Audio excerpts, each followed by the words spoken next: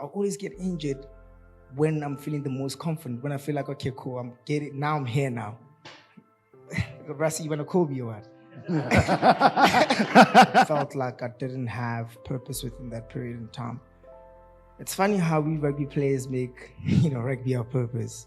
I believe differently now. I know now that my purpose is not rugby. It's inspiring hope. CSB, we're a bunch of individuals who are passionate about life and how important our faith is, journeying through life and offering you a platform to do that, whether it be online, whether it be in person, a relaxed environment, conversational style, and just talking about life and its journey. So Samson had strength because he had long hair, right? Okay.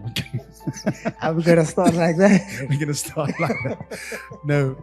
Seabelo, I know that you've mentioned to me that you are in the process of writing a book. We've heard now the importance of just sharing that story and getting that story out as a far greater reach. And so we're excited about that. And so thank you for taking this opportunity to give us some insights in an intimate room tonight in terms of just that, after that incident in May 2023. And how do you come back from that? How do you trust how do you believe in a God that allowed that to happen? How do you still have faith that you will return to playing? How do you believe that, what Jeremiah speaks about, oh, I have this amazing plan for you to prosper you, not to harm you, and all of this. How do you believe that still?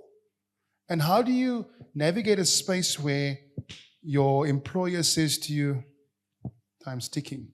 What do we need to make a decision? I mean, there's a lot that we can delve into tonight, but I think from our side, if just those insights there that you can share with us, and just that journey after that incident.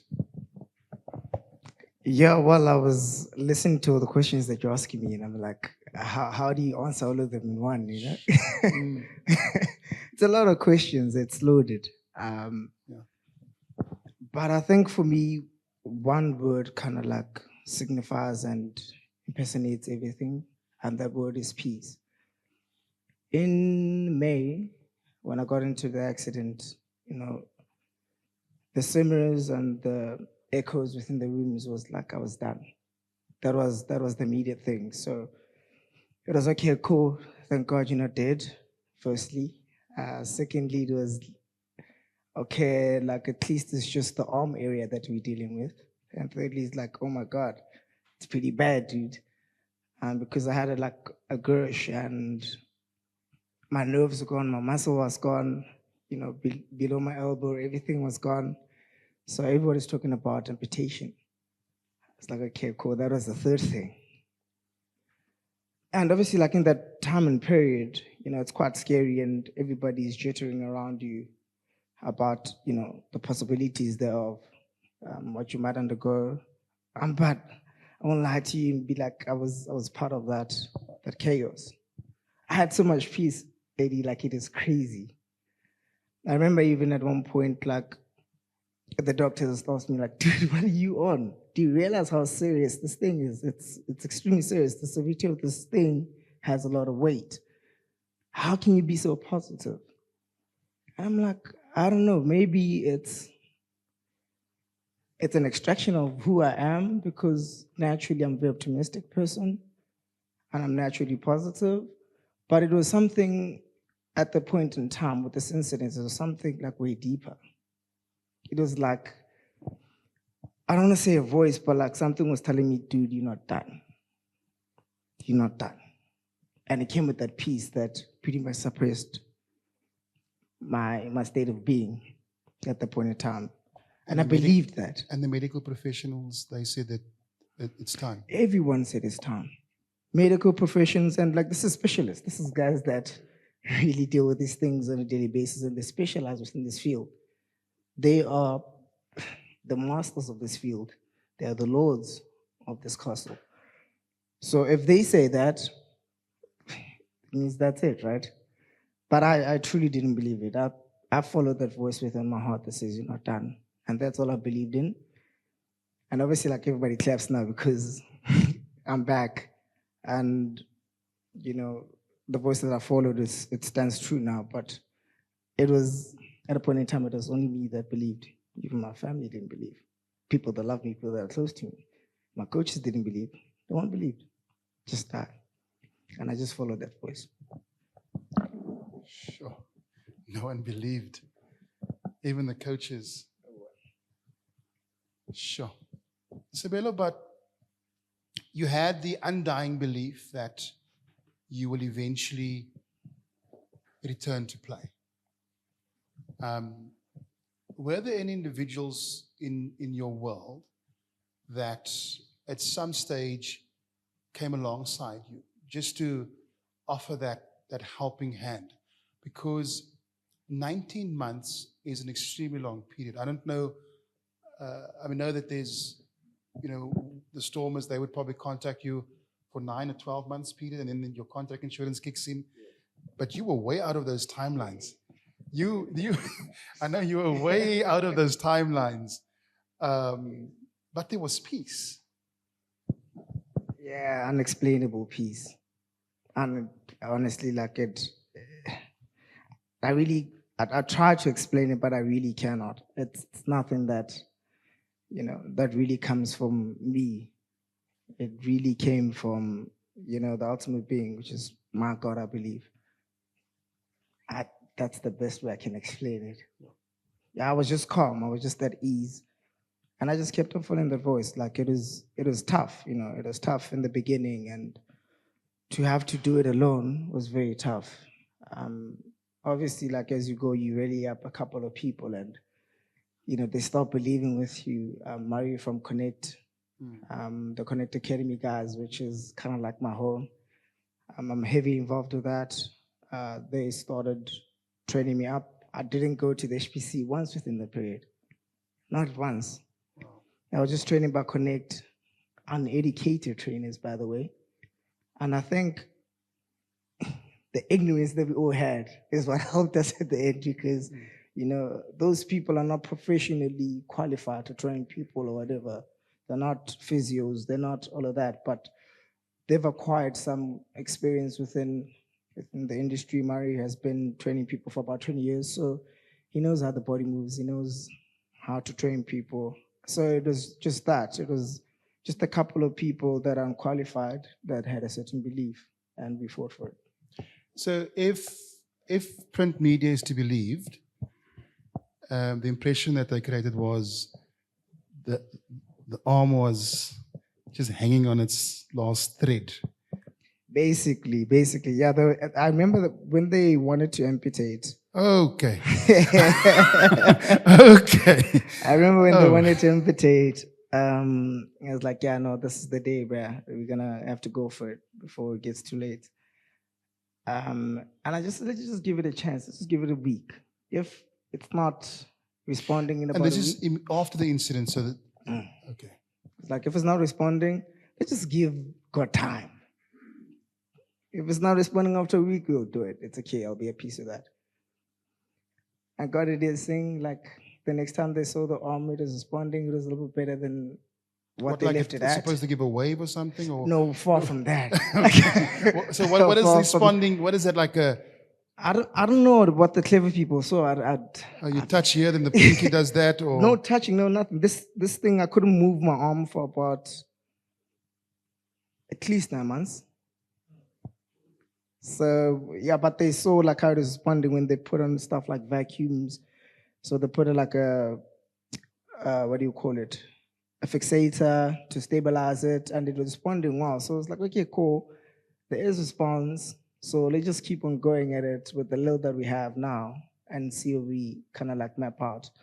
And they gave it time with the fixator and the vacuum, and we started, it responded well. So they decided, okay, cool, we're not going to amputate. We're going to fill in, the flesh, and then post that. Hold on. What do you mean fill in the flesh? Plastic surgery. I don't know. I can't tell you what they did. Oh my goodness. I cannot tell you what you did. Oh, wow. It's way above me. But yeah, they operated, and we rested a bit. I had like 5, 6 operations, and the last one was the nerve reconstruction, in which they took my nerve from my ankle, broke it down into 4 little pieces to strengthen it, and kind of like reattach it here on my elbow so that it's strong enough to hold. And I had to be kind of like stationed in that position so that obviously I don't use it and break it. And what's fascinating is that nerve reconstruction that they have, they do it with, what do you call that, a microscope. They do it with microscopes, but even doctors can't see what's happening inside there. It's that small. So they literally put in that thing in blindly, hoping that they put it at the right spot. It's just hope. It's like, but I did the best that I can. Here you go. So those are the type of situations that we were put under, you know. So it was not all fun and games, and I was positive all the time. Like there were situations where, you know, reality kicked in and I had to like, you know, readjust myself. But they put that thing blindly. I'm like, my man, percentage of this thing working is, I don't know, I can't remember. I think it was about 5% or something like that. Let's just hope that 5% is within your range. Again, forced to believe. And still not talk about returning to play. But No, that was far. That was just to have a limb that works. Just to have an arm, not even that works, but like just to have a full arm, because I could only move my pinky and my ring finger on my right. These was like this the whole time. I was walking around like this. They couldn't bend, I had no sensation, I couldn't feel anything. I remember the first time I tried to like do some cooking in the house, or like, not even cooking, like I tried to make coffee and I tried to carry it. It went straight down. I was like, ah. But like I used to burn myself because there was no sensation. Yeah, there was nothing. These things were dead. They were dead. So just a disclaimer. We spoke about tennis. It's not a sport, and rugby. Rugby's still good for you. This is just an extreme example of what happened. But rugby is good for you. So that was just to get the arm moving. And then afterwards, at what stage did you start thinking about, you know, I can actually turn to play? I mean, there was always the belief, right? But now you see, well, there's improvement. It's not just the pinky. I can move. I can hold the glass or the cup. And at what stage was, I mean, just some insights there. I started training as soon as I could, by the way. I didn't start training when I could move my arm. So I started doing pieces of work when I couldn't move my arm, when I couldn't feel anything, when I couldn't even stabilize. So I just say that to give you a background that, you know, the faith that I had was not without substance. It was faith with work put in. And we gradually, you know, gain confidence as we go.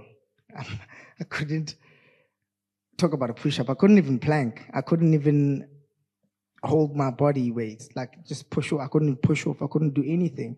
That's before even the fingers were moving. So I started just training my lower body. It's like, you know what? This is what I'm believing in. Lower body, let's go. You're working perfectly fine. Let's go. And started integrating into training upper body a little bit.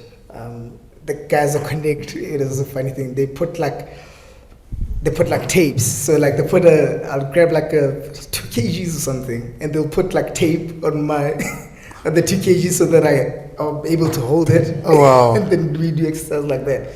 So it took a lot of work. It was not okay, cool. You back to being fine now. Now we can train.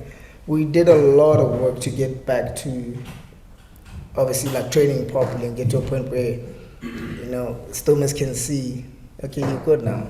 And I literally just went there. Like I trained for a very long time, and then I got to the Stormers one day and just saw them training, and I just went in. Just like, and I just played. Everybody was just like, what's going on here? Yeah, I didn't introduce like my comeback. I don't have a slow comeback. It's like, okay, let me train. I can catch a ball, I can pass a ball, let's go. Oh wow! And then it was just like amazed, like what the hell is going on? And the thing is, like I was doing well. It's not like I was just there. Okay, we're back. It's a miracle you're back. It's nice to have you back. It's nice to see you moving. No, I was really breaking them. I remember the first time I trained with them, I was breaking them. And everybody was just like, what the hell is going on here? Wow. Yeah, so it's been fairly interesting, to say the least. Wow. And so, of course, the night before the first game, and you're about to play again for the Stormers after, what was it, 19 or 20, almost 2 years? Yeah, it was 19 months, yes. 19 months. Yes, sir. Yeah, you can project your voice a little more. I can, yes. He's done this before, I've seen it do. So the night before, I mean, how it's arrived, right? You've been trusting, you've been believing, and in a couple of hours, that's it, it's going to happen. That this faith, this undying belief that you've had, you're about to see this manifest in a way that no one ever expected. How was that? I mean, was it just another day, or was it something just to one more step? Yeah, surprisingly, it was just what you said. It was another day. It felt when I got back, and I was fighting myself to feel something. I was like, dude, why are you not? This is huge, right? But I think because I've been living with myself on a daily basis and putting the work in, I didn't see the gravitas of what is happening. So for me, it felt like I was back at home. I was back playing again. It felt like this is where I belong. This is where I should be. I didn't feel like, oh, this is huge. And everybody was going on, obviously, like around me. And I was kind of like wanting to force myself to feel that way. But to be very honest with you guys, it just felt like home. It just felt like home. People putting stuff in your arm, can't move the arm. Your teammates taping weights to it so that you can actually lift weight. Navigating uncertainty with your contract, your livelihood, and it just feels like home. We've not really done this before, but is there anyone here that has a burning question to ask Seabelo? Don't be shy now. Don't be shy. You. Yeah. Go for it. Most of it was body weight in the beginning because obviously I couldn't use my arms much. Body weight or the bar pretty much sitting on my shoulders, stuff like that. But it was predominantly single work stuff that we did. That's how I train anyway. I hardly do like double work leg stuff. I do single leg because I believe each leg needs to be strong. So yeah, that's the type of stuff we did. More body weight. We did a lot of plyos because yeah, I have this need for speed. Even when I couldn't, use my arm to run, this one had to work, and I had to run fast for some odd reason. So we did a lot of plyos and stuff like explosive stuff like that. I was about to translate in English, but you just went. Oh yes. Hy verstaan hom heeltemal. So ons gaan Afrikaans skryf vir diegene wat Afrikaans wil praat. Ons gaan hom mooi vat vanaand. Trevor, is jy reg vir Afrikaanse vraag? No, it was man. Sorry to cut you off, Trevor, if I did. Are you good? Okay. Yeah, it was months. It was months. We got back, and obviously I trained, like I told you, I trained with the Stormers. But like no one really believed. It was like they're watching a movie or something. It's like, is this really happening? Because they were talking about maybe if I'm okay, they might give me an opportunity post this season that we're in now. I was like, no, man, I'm sharp now. And I kept on trying to tell them I'm sharp now. Went to this all variants type of specialist, just to try to prove that I'm okay. But the actual test, we couldn't test the arm properly unless I took proper contact. So the only way to do that was in a game because we couldn't risk doing it in training and then it goes off and my contract insurance goes off and all of that nonsense. So yeah, we had to do it in games. So they also had to like believe that I was okay. But I was wrestling already. I was doing some stuff with Connect. So I was like, I'm sharp. If I'm wrestling, I can certainly play rugby, I promise you. Wrestling is way more hectic than rugby is. And you get in awkward positions. I mean, rugby is just the shoulder. It depends how you guys tackle. Some people like grabbing, I like using the shoulder. But if I can wrestle and I can move around like that, I was certainly okay to play rugby. So that was my measure. I was like, okay, if I can do this, I can certainly play rugby. But it took us months for them to believe. And then secondly, for Stormers to go find the money because they'd spent my budget. Come on, Dobbo. Yeah. He calls me dog. Dog. I don't want to lie. I spend your money. I don't think you're gonna come back. That's how he speaks. Yeah. He speaks so quickly. I don't think you're gonna come back. So I spend it. Now we gotta find some money, and because I want you back. Yeah. You're looking hot. Yeah. So he was saying all these things and had to go find money. They wiggled the way around it.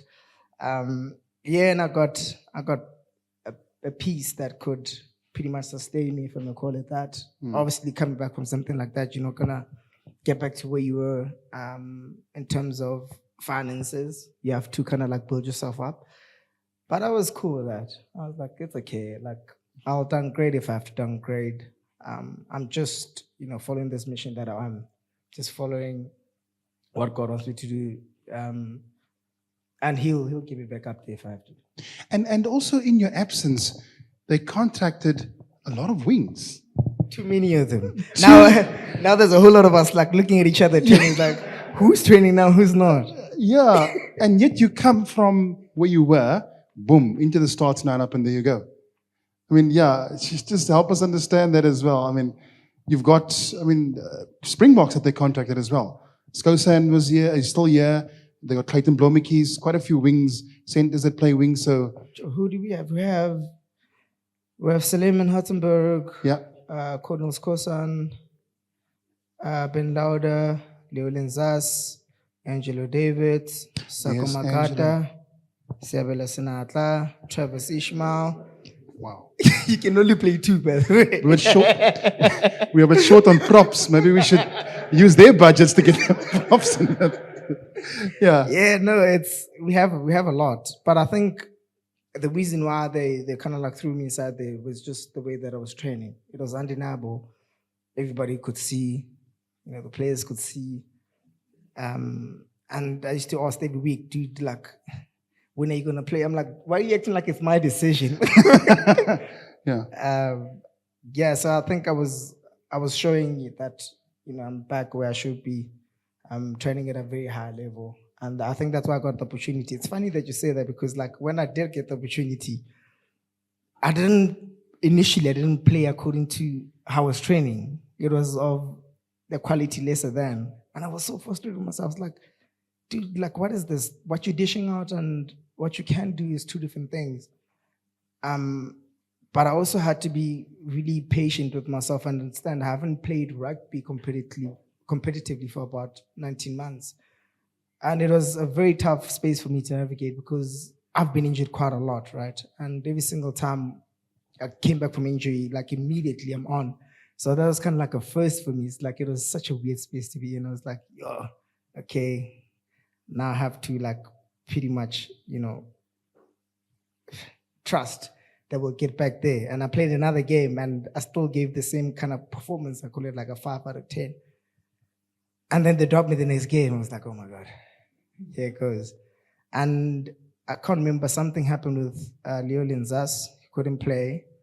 And they were like, come through again, you can play. It was a Sharks game. Yeah. And yeah, that's when I scored. I had quite a good game there. And I felt like I was a little bit back in that game. I felt like I was finding my groove again, which is quite nice. But in actual fact, I just need to play some raga. And I can't play it anywhere else except for Stormers. So when I'm back, hopefully back from this injury that I have now, I'll start playing again. I believe like if I play a couple of games on the string, we'll start seeing the magic come through again. Okay, so just before we close tonight, Seabelo, any other questions?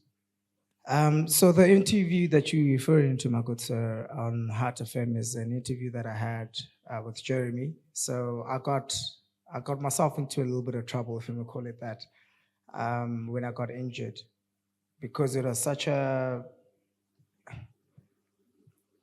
a difficult period in my life where there was no certainty of anything, right? And I paint this beautiful picture of, I had faith and I was training and all of that. which is true. But concurrently with that, there was this piece that was missing, and that's purpose. I felt like I didn't have purpose within that period in time. It's funny how we rugby players make, rugby our purpose. Um, I believe differently now. I know now that my purpose is not rugby. It's inspiring hope. But, talking to that, having not have a purpose as a person, it's a very dangerous place to be. You start finding purpose in other things, and you kind of like feel useless. You feel useless and you don't want to be in reality because reality is way too much. It's so overwhelming. So I got to a place where, I confided in alcohol. Alcohol was my friend back then, just so that I can escape reality and get into a different dimension. I didn't want to feel, I didn't want to think. It was just too much. And I'd snap out of it from time to time, obviously go train and all of that stuff. But when you get back home, reality hits. I can't make myself a cup of coffee. You know how frustrating that is? I can't make myself food. Everything that I do, I couldn't even wash myself with this arm. I had to ask my girlfriend to do everything for me. And as a very independent person, that is, that killed me. Couldn't do anything for myself. So I leaned into the alcohol, and like a couple of people pretty much came to aid, and they could see like I was crashing badly. And yeah, they suggested I go to rehab, and I did. And talking to kind of like subsequently the second point, that's where I kind of like we found God, because I said I had peace when I was in hospital. I had peace, but I didn't have that relationship with God then. Like it's when I got to rehab, that's when I got my life force back, kind of like that direction, and I began reestablishing my relationship with Him. And in the point in time when I was hearing all these no's, and it was something also like with my previous injuries, like I always get injured when I'm feeling the most confident, when I feel like, okay, cool, I'm here now. Rassi, you want to call me or what? Always when I get to that got point. my number. I'm here. Every single time I get to the point where I'm feeling good, I get injured. So it's been happening for so many years since I left the Sevens. That's been my whole 15s kind of theme. And I keep on asking, why, God? Why is it like that? Why? So there's a lot of no's, right? Now I can tell you for sure, like, when I hear no, I don't get stressed anymore. Like, a no is a redirection from God. He's just pointing me into a different direction. And now that obviously, like, I'm living my life in such a way that, I'm living in my purpose, God's will for my life, which is inspiring hope. I do it on all fronts, right? So, like, now I'm injured. Previously, I'll be cycling at home and like just doing rehab and go back home and be like, I'm injured. Like, why am I injured, God? Asking God all these questions. But now I come and speak to you guys and have this opportunity to share. And hopefully, like, you guys are getting something, to share and experience you guys and share hope. It's such a beautiful place to be. So I wouldn't be able to do this if I was playing, by the way. I wouldn't. It was just, I was going to be so tired tonight, especially. That's why we chose tonight, because I look at the fixtures and I don't know you. And we're off, so probably I would have been home or something. I would have been in Welgemeend actually. So yeah, it's kind of like a redirection from God in my eyes right now. He's just pointing you to a different thing. Throughout my life now that I look back, I haven't always lived like that, but now that I look back, I see that the things that God said yes in are so easy. I don't even have to fight it. Every single time God said no, I used to fight. I used to fight a whole lot. And because I'm a very independent person, like I told you guys, stepping into a place of surrender is not really like the best thing that I do. So when God presents something, I used to fight it. And fighting something that God presents is the quickest way to hurt yourself. You're just wasting your time and energy because it's not going to change. God says, this is what's going on, this is what's going to happen. So I guess like now I'm not fighting what God says. I'm more in line with walking to where He leads me. I said I got my life force back, so the Spirit leads me. Tonight I got I don't know if Andy told you. No, I did not. Only Hans knows. Yeah. Tonight I was not even supposed to be here. My car decided, lost me coming here. It decided, no, I'm going to overheat now. Yeah. And obviously I don't know nothing about cars. It's only God knows why I did that, and probably mechanics. But overheating, I got to the engine at Panorama. I was like, Eddie, you got a problem. My car overheated. And yeah, Eddie and Letitia obviously got an Uber for me to get here. And Letitia gave me like an ultimatum, on the phone. It's like, should I just tell Eddie that you're not coming tonight, you come make tonight, we'll make another plan. And I just said, just give me 5 minutes to pray. It was a trap. Yeah, it was. Right? It was a trap. I was like, yeah, just give me 5 minutes to pray and I'll get back to you. Got into the car and I just kind of like listened to God. And this was just said, because I challenged myself to do the hard things this year. And the easy way out was just to tell her, Letitia will make another time. It's like, okay, let's do the hard thing. And yeah, hopefully the hard thing is giving you guys something tonight. Oh, can I get a lift by someone? Yeah, well, that's actually, anyone going to northern suburbs, please? Sorry, I didn't answer his question. Sorry, yes, guys, I'm talking a lot. Sorry if I'm taking your time. Bro, you asked me, how did I feel like after the game? It was so surreal. Like I kept on like looking around. We did it like a lap after the Sharks game and we won, which is quite lekker, so people stayed. Yes, you Capetonians, you guys leave when you lose. Amazing people. Cape Town's the best. We won, so I did like it was so surreal. It was like, sure, God, we're back here. I really cannot find the words, but it is super surreal. It didn't feel real at all. But the words that just kept on coming to my mind was like, you are so blessed, boy. You are so blessed. You're mine. I got you in my hand. Just keep on following the spot. Seabelo, there's one last question I'm going to ask you, and we'll conclude with your response before we get Charles up here. We spoke to Pierre and to George, and they've shared their journey in terms of in the corporate sector and how God moved them into other spaces to have impact and following their purpose. And I asked them a question about success. I go on the assumption that you've redefined success after May 2023. What would you consider success as for the 2025 version of Seabelo Senatla? Keep on working on God's will for my life, which is to inspire hope. It's that simple. Not just on the rugby pitch, but I have a lot of things that I'm doing. I'm an entrepreneur as well. I'm doing business. I have a wine brand. Okay, it's not a wine. I have a lifestyle brand called Glory. It was a wine brand prior when I was so obsessed with alcohol now, and knowing what I know now with addiction and all of that. And I'm transitioning it to a lifestyle brand. And that's going back to its basis, its essence of make. It's to give God glory. Everything that I do is for His glory. So I work within those type of patterns, and I think that for me is success. If I continue inspiring hope, if I'm that person that people can look at in whatever field, and they can get hope from, then I'm living a very successful life. Ladies and gentlemen, Seabelo Senatla.